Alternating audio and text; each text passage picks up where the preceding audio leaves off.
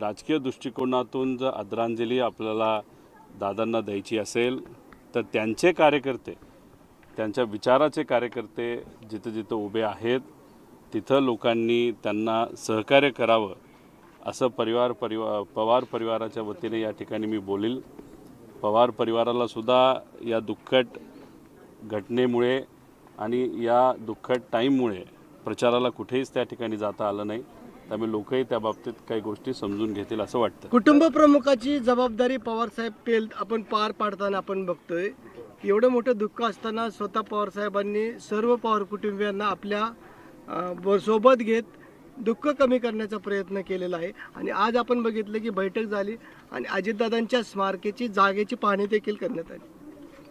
पवार साहेबांच्या बाबतीत बोलायचं झालं तर आमच्या परिवारामध्ये पवार साहेब हे नेहमीच केंद्रबिंदू राहिलेले आहेत। राजकीय दृष्टिकोनातून पवार साहेबांचं कार्य मोठं होतं, सामाजिक दृष्टिकोनातून कार्य मोठं होतं आणि परिवाराला जेव्हा केव्हा अडचणी आल्यात तेव्हा पवार साहेब हे भक्कमपणे परिवाराबरोबर राहिलेत। अजितदादासुद्धा परिवाराबरोबर जेव्हा केव्हा अडचण त्या ठिकाणी आली तेव्हा ते राहिलेले आहेत आणि आज दादा नसताना पवार साहेबांचं मार्गदर्शन हे जसं पूर्वी आम्हाला मिळत होतं तसं आत्तासुद्धा त्या ठिकाणी ते मिळतं आहे।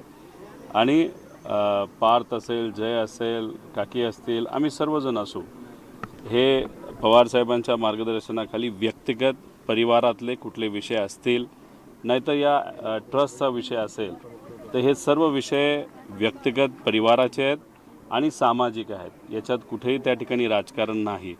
आणि त्यामुळे पवार साहेबांचं मार्गदर्शन आज आम्हाला जसं लागतंय तसं आम्ही त्या पद्धतीने या ठिकाणी काम करत असताना बघतोय।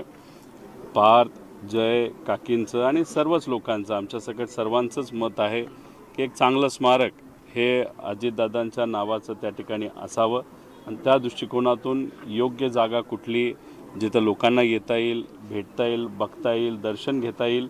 आणि काकांचं काम, अजित काकांचं काम हे 35-40 वर्षाचं राजकारणातलं होतं, त्यामुळे म्युझियमसुद्धा चांगल्या पद्धतीचं व्हावं असं लोकांची इच्छा आहे, परिवाराची इच्छा आहे।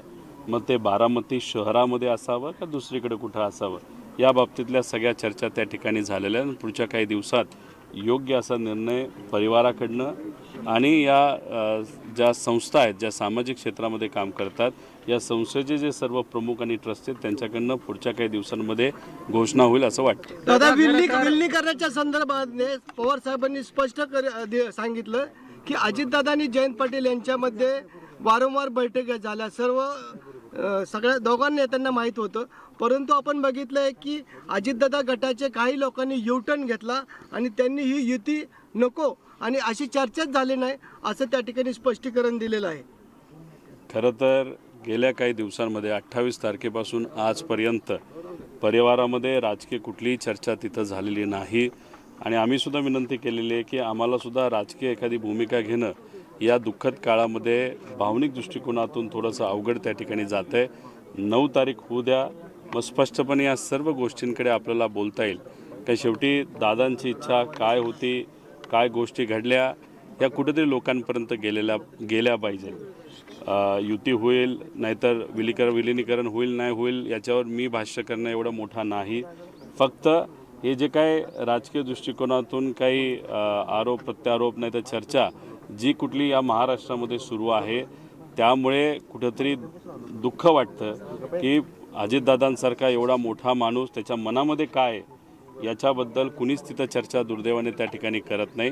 चर्चा दुसरीकडेच कुठंतरी भरकटत चाललेली आहे आणि त्याला एक राजकीय स्वरूप हे मोठमोठ्या नेत्यांनी तिथं दिलं आहे हे बघून कुठंतरी परिवारातला एक व्यक्ती म्हणून दुःख वाटतं। पण आमदारांनी चर्चा सुरू केली की हा सगळा घातपात आहे, तर कसं पाहिलं जातं? काय विमानात घडलं, कसं घडलं हे सुद्धा 9 तारखेनंतर मी स्पष्टपणे आपल्या सर्वांना त्या ठिकाणी सांगेल। जे काय आमच्यापर्यंत माहिती आली आहे, अजून काय माहिती आम्ही मागवत आहोत, कारण एखादी घटना घडल्यानंतर खरंच काय झालं हे लोकांसमोर येणं हे फार महत्त्वाचं आहे। आणि पवार परिवार म्हणून सुद्धा नाहीतर एक महाराष्ट्राचा नागरिक म्हणून सुद्धा लोकांच्या मनामध्ये ही शंका असेल तर काही अनुत्तरित प्रश्न आहेत, ते प्रश्न आम्ही योग्य ती जी काही बॉडी असेल, समजा DGCI असेल नाहीतर राज्य सरकार असेल नाहीतर केंद्र सरकार असेल नाहीतर ती कंपनी असेल VSR, या सर्व लोकांना योग्य पद्धतीने काही प्रश्न नाही तर मनामध्ये ज्या शंका आहेत त्या आम्ही विचारू आणि त्याच्यावर नक्कीच ते लोक उत्तर देतील अशी अपेक्षा आपण करू. पवार कुटुंबामध्ये दुरावा निर्माण झाला होता, परंतु आपण बघितलं की अजितदादांच्या अकाली जाण्यानं संपूर्ण पवार कुटुंब एकत्र आलेलं आहे. कायमस्वरूपी हाच स्नेहभाव पवार कुटुंबामध्ये राहील आणि पुन्हा एकदा दोन्ही पक्ष एकत्र येतील. पवार परिवाराबद्दल बोलायचं झालं तर काही प्रमाणात जेव्हा पक्ष वेगळे झाले होते तेव्हा कुठंतरी एक जाणीव झाली होती की कुठंतरी दुरावा परिवारामध्ये तिथं आलेला आहे. पण नंतरच्या काळामध्ये साहेबांकडनं सुद्धा असेल, सुप्रियाताईंकडनं असेल, अजितदादांकडनं असेल, काकींकडनं असेल, सुनीता काकींकडनं, कारण का हे सर्व राजकारणात आहेत आणि मग आमच्यासारखे जे पुढची पिढी आहेत याच्याकडनं सुद्धा प्रयत्न राजकीय दुराव्याला कमी व्हावात यासाठी तसे खूप प्रयत्न सुरुवातीला झाले नव्हते. पण परिवार हा एक राहायला पाहिजे ही आपली महाराष्ट्राची संस्कृती, देशाची संस्कृती, याच्यासाठी परिवाराच्या दृष्टिकोनातून प्रयत्न एकत्रित येण्याचे झाले होते. जसं लग्नाला भेट देणं, सहभाग घेणं, आनंदात सहभाग घेणं, ह्या सगळ्या गोष्टी परिवाराकडनं तिथं झाल्या होत्या. राजकीय दृष्टिकोनातून काय घडलं, कसं घडलं हे 9 तारखेनंतर आपल्या सर्वांसोबत आम्ही नक्कीच मुंडवा जमीन प्रकरणामध्ये पार्थ पवार यांना क्लीन चिट मिळाली आहे. आता राज्यसभेची जागा रिक्त झालेली आहे. आज याच्यामध्ये बातम्या देखील आलेल्या आहेत आणि आता राज्यसभेची जागा रिक्त झालेली आहे. पार्थ पवार यांच्या जागेचा त्या ठिकाणी विचार सुरू आहे का? ती जागा कुठे हेच मला तिथं माहीत नाही आणि काय या बाबतीत चर्चा चालू आहे हेही मला माहीत नाही. आणि गेले काही दिवस न मीडिया चॅनल आम्ही बघतोय न पेपर वाचतोय, त्यामुळे खरंच काय घडलं हे आत्ता तरी माहीत नाही. पण राजकीय क्षेत्रामध्ये काम करत असताना कधीही बोलत असताना मोगम बोलून चालणार नाही. त्यामुळे 9 तारीख होऊ द्या, सगळे विषय समजून घेतो, मग स्पष्टपणे पवार कुटुंब आणि राष्ट्रवादी एक नातं आहे आणि राष्ट्रवादी दादांची वेगळी असली तरीही राष्ट्रवादीचं अध्यक्षपद पवार कुटुंबियाकडे राहायला पाहिजे अशी सगळ्यांची इच्छा आहे. तुम्हाला काय वाटतंय की राष्ट्रीय अध्यक्ष सुनेत्र पवारच अशी मागणी देखील 30 आमदारांनी केली आहे. तुम्ही समजून घ्या की उपमुख्यमंत्री पद सुद्धा आणि त्या राष्ट्रवादीचे मुख्य पद जे देशाचे प्रमुख हे पवार परिवाराकडेच आणि सुनित्रा काकींकडेच राहावं अशी आमची सुद्धा त्या ठिकाणी इच्छा आहे. फक्त या गोष्टी आम्हाला या दुःखद काळामध्ये बोलता येत नाही, एवढंच त्यातलं त्या ठिकाणी फरक. आमदार लोकांच्या आशीर्वादाने मतातून त्या ठिकाणी निवडून येत असतात. त्यांनी ती इच्छा त्यांच्या पक्षामध्ये व्यक्त केली असेल तर 30 हा आकडा मेजॉरिटीचा आकडा आहे. आणि त्याच्याचबरोबर त्यांचे जे सर्व पदाधिकारी आहेत जे मला कळालेलं आहे, ज्याच्यात विविध सेलचे अध्यक्ष असतील, त्यांनीसुद्धा सुनित्रा काकींचंच नाव पुढं केलं असेल. त्यामुळे कुणी किती काय प्रयत्न केले तरी आमदारांचं म्हणणं, परिवाराचं म्हणणं, पदाधिकाऱ्यांचं म्हणणं आणि लोकांचं, महाराष्ट्रात तमाम लोकांचं म्हणणं हे कुणीही डावलणार नाही. त्यामुळे आम्हाला सुद्धा वाटतंय की काकीच तिथं त्या पक्षातले प्रमुख राहतील. रोहित शेट्टी के घर पे 4 राउंड फायरिंग हुई थी, लेकिन उपमुख्यमंत्री शपथ घेतली काकींनी, त्यानंतर तुमचं काय बोलणं झालं त्यांच्याशी किंवा एक कुटुंबियक म्हणून तुम्ही काय बोलले, एक ट्विट केलं होतं? नाही, आज मी जे काय ट्विट केलं त्याच्याबद्दल थोड्या वेळापूर्वी मी बोललोच, त्याचं मी वक्तव्यसुद्धा केलं. अजितदादा कार्यकर्त्यांच्या प्रचारासाठी विमानाने येत असताना दुर्दैवी ही घटना घडली. अजितदादांसाठी कार्यकर्ते फार महत्त्वाचे होते. तुम्ही बघितलं असेल पिंपरी चिंचवडमध्ये सुद्धा त्यांनी फार मनापासून कार्यकर्त्यांसाठी प्रचार केला होता. आज जिल्हा परिषदचा प्रचाराचा शेवटचा दिवस आहे. त्यामुळे दादा ज्यांच्यासाठी झटत होते, ज्या विचारासाठी झटत होते, त्या विचाराला पाठिंबा मतदार बंधू आणि भगिनींनी द्यावा अशी इच्छा या ठिकाणी मी व्यक्त करतो. आणि त्याची श्रद्धांजली, म्हणजे अजितदादा एक फार मोठे राजकीय नेते असल्यामुळे राजकीय दृष्टिकोनातून बोलायचं झालं आणि राजकीय दृष्टिकोनातून आदरांजली श्रद्धांजली द्यायचं झालं तर हीच ती वेळ असं या ठिकाणी मी सांगतो. दादा, खरं तर विलिनीकरणाचं स्टेटस काय आता सध्या परिस्थितीत? या बाबतीत कुठंच काही चर्चा झालेली नाही आणि शेवटी परिवार म्हणून चर्चा होणं पण तितकंच महत्त्वाचं आहे. राजकीय दृष्टिकोनातून त्यांच्या पक्षामध्ये जे प्रमुख आहेत ते प्रमुख त्यांच्या लेवलला त्यांचे जे कुठले प्रयत्न असतील ते तिथं करत असतील नसतील हे मला तरी सांगता येणार नाही. पण मला असं वाटतं की एकदा 9 तारीख होऊ द्या मग परिवारामध्ये सुद्धा आम्ही एकदा चर्चा करून बघू, पण आतापर्यंत चर्चा झालेली नाही. दादा, खरं तर पुढच्या समोरच्या पक्षातल्या नेत्यांच्या बोलण्यावरून तरी वाटत नाही की विलिनीकरणाचा मुद्दा ते बोलतात, कारण प्रत्येक जण त्याला बगल देतोय. यावरून तुम्ही काय U-turn अर्थ घेताय. काढाल? याला जोडून तुम्हाला वाटतं व्हावं विलिनीकरण? हे बघा, 13 दिवस होऊ द्या, 9 तारीख ही फार महत्त्वाची आहे आणि त्यानंतर मग स्वतः सुनित्रा काकी बोलतीलच ना. काही शेवटी सुनित्रा काकी या उपमुख्यमंत्री झालेल्या आहेत अजितदादांच्या जागेवर आणि त्या काळची ती वेळ असल्यामुळे त्यांना सर्व आमदारांनी, सर्व लोकांनी, आम्हीसुद्धा तिथं पाठिंबा दिलेला आहे. त्यामुळे काकी जेव्हा बोलतील त्यानंतरच याच्यावर आपल्याला खूप जास्त स्पष्टपणे बोलतो. तुम्ही सातत्यानं सांगता आहात की 9 तारखेनंतर बोलूया. तुमची पत्रकार परिषद नेमकी कुठं होणार आहे त्या संदर्भात सांगा, कारण अनेकांना त्या संदर्भात जाणून घ्यायचं महाराष्ट्राला नाही, जेव्हा केव्हा काय असेल तेव्हा अजून घरच्यांची परवानगी त्या बाबतीतली मी घेतलेली नाही.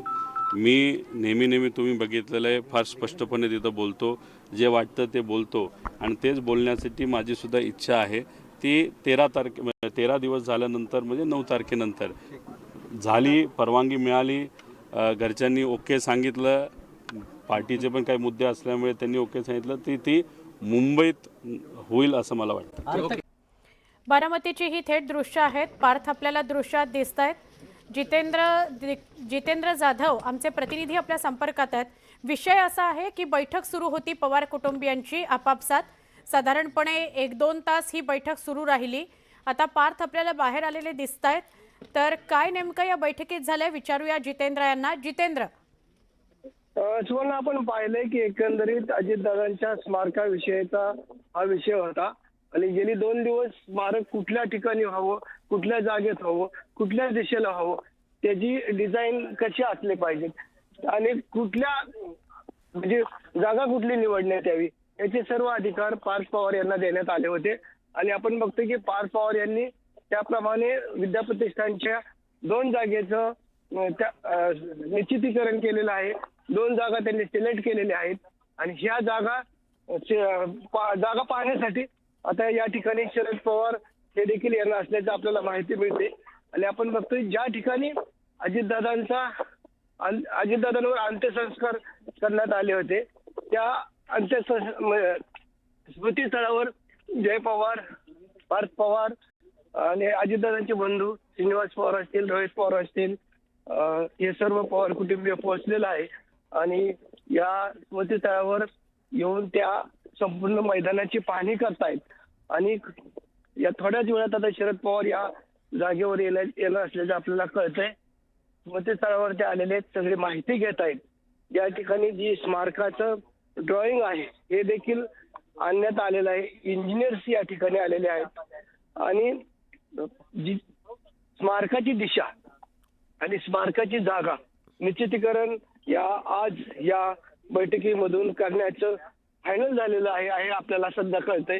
आणि एकंदरीत साधारणतः आपण बघतोय की 10 वाजल्यापासून ही बैठक सुरू होती. 2.25 तास ही बैठक सुरू होती. गेल्या अर्ध्या तासापासून पार्थ पवार, जय पवार आणि अजितदादांची बहीण विजया पाटील या बैठकीत उपस्थित होते आणि आता अर्धा तासाच्या बैठकीनंतर पार्थ पवार, जय पवार आणि संपूर्ण पवार कुटुंबीय या ठिकाणी आलेले आहेत. जय पवार, आपण बघतोय की पार्थ पवार हे स्मृतीस्थळावर अजितदादांच्या ज्या ठिकाणी अंत्यसंस्कार करण्यात आले होते त्या ठिकाणी दर्शन घेत आहेत. त्यांना अश्रू अनावर होत आहेत आपण बघतोय. आणि आता जय पवार या ठिकाणी दर्शन घेताना आपण पाहतोय. नक्की स्मारक कसं असलं पाहिजे, कुठल्या जागेवर असलं पाहिजेत, आता याला दिशा पवार साहेब त्या ठिकाणी या मैदानावर येऊन पाहणी करणार आहेत. आता आपण बघतोय की श्रीनिवास पवार, रोहित पवार आणि जय पवार हे ड्रॉइंग या ठिकाणी स्मारकाचं तयार करण्यात आलेले ते ड्रॉइंग ते पाहतायत. आणि स्मारक ज्या ठिकाणी बनवले जाणार शक्ती, प्रेरणा आणि येणाऱ्या पिढीला कायम चिरंतन त्यांच्या अजितदादांच्या आठवणी स्मरणात राहाव्यात. आणि त्याच माध्यमातून ज्या ठिकाणी स्मारक बनवण्यात येणार आहे त्या ठिकाणी आपण एकंदर म्हणतो की गेल्यानंतर त्या ठिकाणी शांतता लाभावी.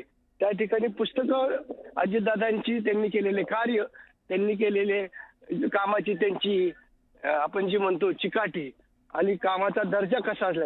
अजितदादा आपण बघितलंय की एखादं जर काम करत असेल तर एकदा दोनदा नाही तर 30 ते 35 वेळा त्या कामाच्या ठिकाणी जायचे, कामाचा दर्जा तपासायचे, कामाची बरोबर. क्वालिटी जितेंद्र, तुम्ही असेच दूरध्वनीवरून राहा. आपण ही दृश्य विद्या प्रतिष्ठानच्या मैदानाची बघतोय, जिथे अजित पवार यांच्या पार्थिवावर अंत्यसंस्कार करण्यात आले. तिथेच कुठे स्मारक त्यांचं बांधता येईल याची चाचपणी केली जाते. आज बैठक होती, सगळ्या कुटुंबियांची ही बैठक होती असं म्हटलं तर चुकीचं ठरणार नाही. सगळे पवार कुटुंबीय शरद पवारांसकट सगळे जमलेले होते आणि स्मारकाचा मुद्दा चर्चेत आला. अजित पवारांचं स्मारक इथे बांधलं जावं अशी इच्छा आहे आणि त्याच्याविषयी चर्चा गेले काही दिवस सुरू होती, पण त्याच्याविषयी मला माहिती नाही असं शरद पवार म्हणाले होते. जेव्हा की शरद पवार विद्या प्रतिष्ठानचे अध्यक्ष आहेत, त्यानंतर सूत्र वेगानं फिरली. काल सकाळी जय आणि पार्थ पवार या शरद पवारांच्या प्रतिक्रियेनंतर लगेचच विद्या प्रतिष्ठानमध्ये भेटायला गेले होते शरद पवारांना. त्यानंतर सुनेत्राताई सुद्धा भेटायला आलेल्या होत्या असं कळतंय. आणि आज तर सगळेच कुटुंबीय, सगळेच पवार कुटुंबीय एकत्र विद्या प्रतिष्ठानमध्ये जमले. त्यांच्यामध्ये 1.5-2 तास चर्चा झाली, बैठक झाली आणि यावर शिक्कामोर्तब झालं की इथे स्मारक होईल. मग ते कसं असावं याची सगळी जबाबदारी पार्थ पवार यांच्यावर देण्यात आली आणि त्याचा प्लॅन सुद्धा तयार आहे. या सगळ्या घडामोडी सध्या बारामती विद्या प्रतिष्ठान परिसरामध्ये सुरू आहेत. आपल्याला देत आहेत अधिक माहिती आमचे प्रतिनिधी जितेंद्र. अजितदादा यांना जाऊन काहीच दिवस झालेत, अजून त्यांच्या आठवणी ताज्या आहेत. अनेकांना ते जाण्यावर विश्वासच बसत नाहीये. असं असताना त्यांचं स्मारक विद्या प्रतिष्ठान मैदानावर व्हावं अशी अपेक्षा सगळ्यांनी व्यक्त केली आणि त्यासाठी पवार कुटुंबीय एकजूट झालेलं आहे, एकत्र आलेलं आहे आणि शरद पवारांनी सुद्धा या सगळ्यामध्ये पुढाकार घेऊन पार्थवरती जबाबदारी सोपवली आहे असं आपल्याला बघायला मिळतंय. मागच्या 2-3 दिवसामध्ये ज्या काही घडामोडी घडल्या त्यानंतर आजचा दिवस फार महत्त्वाचा ठरलेला आहे.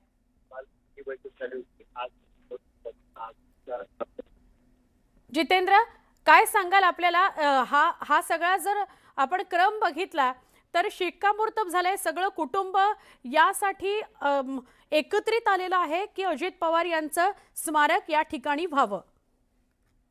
सुवर्ण, आपण पाहिले की कुटुंब प्रमुखाची जी भूमिका असते ती भूमिका निभावताना आपण शरद पवार पाहिलेत. आपण बघितलं की एक राष्ट्रवादीमध्ये भले 2 फूट जरी पडल्याचं आपण बघितलं, परंतु अजितदादांच्या आखाली जाण्यानंतर तिसऱ्याच दिवशी शरद पवार यांनी स्पष्टीकरण देऊन सांगितलं की दोन्ही राष्ट्रवादी विलिनीकरणासंदर्भात वारंवार चर्चा झाल्या होत्या, त्याच्या बैठका झाल्या होत्या आणि येणाऱ्या 12 फेब्रुवारीला हे दोन्ही राष्ट्रवादी एकत्र येऊन सत्तेमध्ये येणार होतं. आणि अचानक आपण बघितलं की 28 जानेवारी रोजी विमान दुर्घटनेमध्ये अजितदादांचा दुर्दैवी त्या ठिकाणी मृत्यू झाला. आणि आपण बघतोय की जी कुटुंब प्रमुखाची भूमिका असते, जे जरी घर फुटलं तरी सर्वांना बरोबर घेऊन येणं, सुखदुःखात एकत्र येणं आणि हाच प्रत्यय आपल्याला पाहायला मिळतोय की भले सुनेत्रा पवार यांनी शपथ घेतल्यानंतर शपथ घेण्यासाठी मुंबईला गेले असतील, परंतु त्या शपथविधी घेऊन आल्यानंतर शरद पवार यांनी मी त्यांना आशीर्वाद जरूर देईन आणि त्यांच्या भेटीला सुद्धा शरद पवार गेल्याचं आपण बघितलं. आणि संपूर्ण पवार कुटुंबीय सहयोग निवासस्थानी दाखल झालं होतं.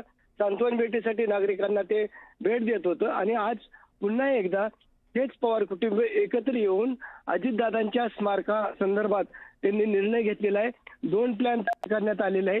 स्मारक कसं असलं पाहिजेत, कुठल्या ठिकाणी असलं पाहिजेत, स्मारकाची जागा पवित्र असली पाहिजेत, याचा सर्व सखोल अभ्यास करून त्या ठिकाणी स्मारका संदर्भात निर्णय घेण्यात येणार असल्याचं आपल्याला कळतंय. आपण बघितलं की ज्या ठिकाणी अजितदादांचं अंत्यसंस्कार करण्यात आले होते पार्थिव देहावर, त्या ठिकाणी स्वतः संपूर्ण पवार कुटुंब या ठिकाणी आले होते. त्यांनी या स्मृतीस्थळाचं दर्शन देखील घेतलेलं आहे आणि या स्मृतीस्थळावर दोन्ही ड्रॉइंग त्यांनी तपासलेले आहेत आणि आता थोड्याच वेळात या जागेवर आपले जे प्रमुख आहेत पवार कुटुंबियाचे शरद पवार या ठिकाणी येऊन पाहणी करणार असल्याचं आपल्याला कळतंय. नक्की, धन्यवाद माहिती दिल्याबद्दल जितेंद्र.